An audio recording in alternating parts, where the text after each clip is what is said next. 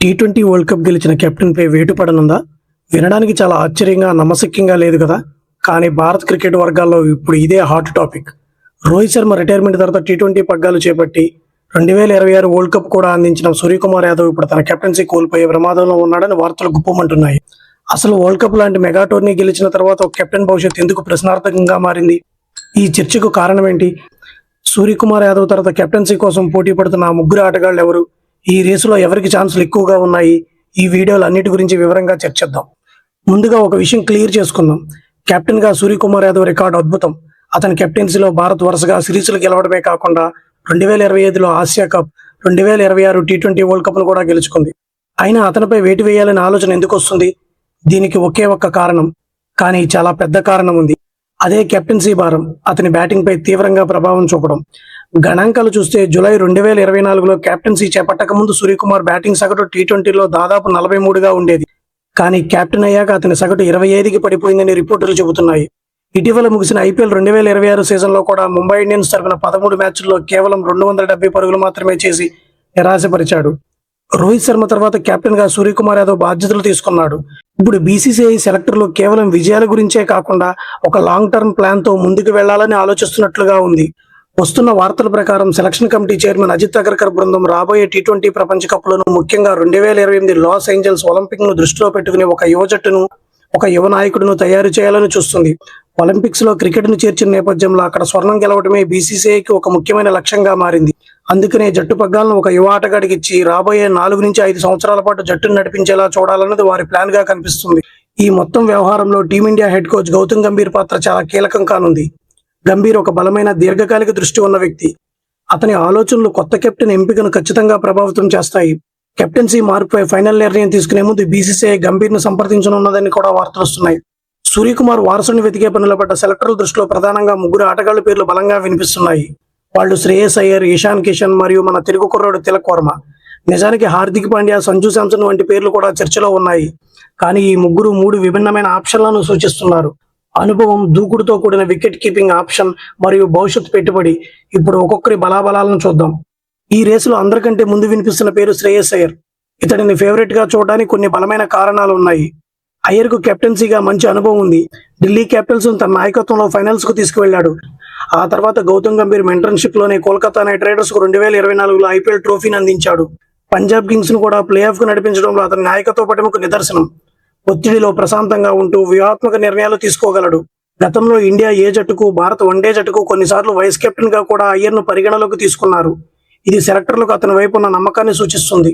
అయ్యర్ ఒక నమ్మకమైన middle order batter. Spin ను అద్భుతంగా ఆడగలడు, ఇన్నింగ్స్ ను నిర్మించగలడు. కానీ అతనికి ప్రతికూలంగా ఉన్న ఏకైక అంశం ఏమిటంటే అతను ప్రస్తుతం భారత టీ20 ఇంటర్నేషనల్ జట్టులో సభ్యుడు కాకపోవడం. డిసెంబర్ 2023 నుండి దాదాపు 30 నెలలుగా అతను ఒక్క టీ20 ఇంటర్నేషనల్ మ్యాచ్ కూడా ఆడలేదు. ఈ కాలంలో ఇండియా 63 ఇంటర్నేషనల్ మ్యాచ్లు ఆడింది, 2 టీ20 ప్రపంచ కప్పులు గెలుచుకుంది మరియు ఆ విజయాలతో వచ్చిన కీర్తినంతా సొంతం చేసుకుంది. జట్టులో స్థానం పదిలంగా లేని ఆటగాడికి కెప్టెన్సీ ఇవ్వడంపై కొన్ని ప్రశ్నలు తలెత్తుతున్నాయి. అయ్యర్ వయసు ఇప్పటికే 31 సంవత్సరాలు. సెలెక్టర్లు 2028 ఒలింపిక్స్ లక్ష్యంగా చూస్తుంటే అయ్యర్ ఆ దీర్ఘకాలిక ప్రణాళికకు ఎంతవరకు సరిపోతాడో చూడాలి. ధోని తర్వాత రిషబ్ పంత్, కేఎల్ రాహుల్ ఇలా వికెట్ కీపర్ కెప్టెన్సీ ఫార్ములా మన క్రికెట్ లో బాగా వర్కౌట్ అయ్యింది. ఈ కోవలోనే ఇషాన్ కిషన్ పేరు కూడా వినిపిస్తుంది. ఇషాన్ కిషన్ విధ్వంసకర ఓపెనర్. అతని అటాకింగ్, బ్యాటింగ్ టీ20 ఫార్మేట్ కు పర్ఫెక్ట్ గా సెట్ అవుతుంది. అతని వికెట్ కీపర్ కావడం జట్టుకు అదనపు బలం. వికెట్ల వెనక నుండి ఫీల్డ్ సెట్టింగ్లు, బౌలర్ల మార్పులను కెప్టెన్ గా చురుగ్గా అంచనా వేయగలడు. ఇషాన్ కిషన్ వయసు 27 సంవత్సరాలు. కెప్టెన్సీకి ఇదే సరైన వయసు. చాలా కాలం జట్టును నడిపించే అవకాశం కూడా ఉంటుంది. కానీ అయ్యర్ తో పోలిస్తే ఇషాన్ కిషన్ ఐపీఎల్ లాంటి పెద్ద టోర్నీలో కెప్టెన్సీ చేసిన అనుభవం తక్కువ. గతంలో దేశవాళీ క్రికెట్ కు దూరంగా ఉండటం వల్ల బీసీసీఐ సెంట్రల్ కాంట్రాక్ట్ కోల్పోయాడు. ఆ తర్వాత తన పద్ధతి మార్చుకుని నిబద్ధత చాటుకున్నప్పటికీ ఆ సంఘటన సెలెక్టర్ మనసులో ఇంకా ఉండిపోయే ఉండొచ్చు. కొన్ని రిపోర్టుల ప్రకారం ఇషాన్ కిషన్ కెప్టెన్ చేయడానికి సెలెక్టర్లు అంత సుముఖత లేరని తెలుస్తుంది. ఇక మూడో ఆప్షన్ తెలుగు తేజం తిలక్ వర్మ. అతని పేరు ఈ రేసులో వినిపించడమే ఒక పెద్ద విషయం. తిలక్ వయసు కేవలం 23 సంవత్సరాలు.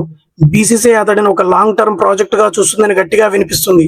ఇప్పుడు కెప్టెన్సీ ఇస్తే రాబోయే 10 ఏళ్ల పాటు అతను జట్టు నాయకత్వం వహించే ఛాన్స్ ఉంది. టీమిండియాలోకి ఎంట్రీ ఇచ్చినప్పటి నుండి తిలక్ వర్మ నిలకడగా ఆడుతున్నాడు. మిడిల్ ఆర్డర్ లో అతని ఆటతీరు అద్భుతంగా ఉంది. శ్రీలంక పర్యటనకు వెళ్తున్న ఇండియా ఏ జట్టుకు తిలక్ ను కెప్టెన్ గా నియమించడం అతని నాయకత్వ లక్షణాలను సెలెక్టర్లు పరీక్షిస్తున్నారని ఒక సంకేతం. సీనియర్ స్థాయిలో కెప్టెన్సీ అనుభవం దాదాపు లేదు. ఇంత చిన్న వయసులో ఇంత తక్కువ అంతర్జాతీయ అనుభవంతో కెప్టెన్సీ భారాన్ని మోయగలడా అనేదే $1 మిలియన్ ప్రశ్న. ప్రతిభ ఉన్న కెప్టెన్సీ బాధ్యతలు అతని సహజమైన ఆట తీరును దెబ్బతీసే ప్రమాదం ఉందని కొందరు విశ్లేషకులు అభిప్రాయపడుతున్నారు. అనుభవం, నిరూపించుకున్న ట్రాక్ రికార్డు దృష్ట్యా అయ్యర్ ఒక సేఫ్ ఆప్షన్. అతన్ని వెంటనే బాధ్యతలు తీసుకునే జట్టును నడిపించగలడు. ఐర్లాండ్, ఇంగ్లాండ్ టూర్లకు అయ్యర్ కెప్టెన్సీ వహిస్తాడనే వార్తలు బలంగా వినిపిస్తున్నాయి. సెలెక్టర్లు నిజంగా ధైర్యమైన నిర్ణయం తీసుకుని భవిష్యత్తు గురించి ఆలోచిస్తే తిలక్ వర్మ సరైన ఎంపిక. బహుశా అయ్యర్ను కెప్టెన్సీ చేసి తిలక్ను వైస్ కెప్టెన్ గా పెట్టి భవిష్యత్ నాయకుడిగా తీర్చిదిద్దే ప్లాన్ కూడా ఉండవచ్చు. ఇషాన్ కిషన్ ప్రస్తుతానికి ఈ రేసులో కొంచెం వెనకబడినట్లే కనిపిస్తున్నాడు. అయితే టీ20 ఫార్మాట్ లో అతని ఆట తీరు, కీపింగ్ స్కిల్స్ ఎప్పుడైనా సమీకరణాలు మార్చేయగలవు. నా అభిప్రాయం ప్రకారం బీసీసీఐ తక్షణ పరిష్కారంగా శ్రేయస్ అయ్యర్ వైపే మొగ్గు చూపే అవకాశాలు ఎక్కువగా ఉన్నాయి. గౌతమ్ గంభీర్ కూడా అయ్యర్ నాయకత్వంపై నమ్మకం ఉంది. కేకేఆర్ లో వాళ్ళిద్దరూ కలిసి పనిచేశారు. వారి మధ్య కొన్ని విభేదాలు ఉన్నాయని వార్తలు వచ్చినా అజిత్ అగర్కర్ నేతృత్వంలోని సెలెక్టర్ కమిటీ అయ్యర్ వైపే మొగ్గు చూపిస్తున్నట్లు తెలుస్తుంది. కాబట్టి అన్నిటినీ బేరోజు వేస్తే అయ్యర్ కెప్టెన్స్ అవ్వడం, తిలక్ వర్మ వైస్ కెప్టెన్ అవ్వడం అనేది అత్యంత ఆచరణీయమైన ఎంపికలా అనిపిస్తుంది. ఇది మా విశ్లేషణ మాత్రమే. మరి మీ దృష్టిలో టీమిండియా నెక్స్ట్ టీ20 కెప్టెన్ గా ఎవరు బెస్ట్? అనుభవం ఉన్న శ్రేయస్ అయ్యరా, దూకుడు చూపే ఇషాన్ కిషన్, లేక మన భవిష్యత్ ఆశాకిరణం తిలక్ వర్మన? మీ అమూల్యమైన అభిప్రాయాన్ని కామెంట్స్ లో చెప్పండి. భారత టీ20 క్రికెట్ ఒక కీలకమైన మార్పుకు సిద్ధమవుతుంది. సూర్యకుమార్ యాదవ్ లాంటి సక్సెస్ఫుల్ కెప్టెన్ ను ఫామ్ కారణంగా పక్కన పెట్టవలసి రావడం కాస్త బాధాకరమే అయినా భవిష్యత్ కోసం కఠిన నిర్ణయాలు తప్పవు. ఈ కెప్టెన్సీ మార్పు జట్టును ఏ దిశగా నడిపిస్తుందో చూడాలి. ఇలాంటి మరిన్ని ఆసక్తికరమైన క్రికెట్ అప్డేట్స్ కోసం మన ఛానల్ ఇప్పుడే సబ్స్క్రైబ్ చేసుకోండి. బెల్ ఐకాన్ నొక్కడం మర్చిపోకండి. మరో ఇంట్రెస్టింగ్ వీడియోతో మళ్ళీ కలుద్దాం.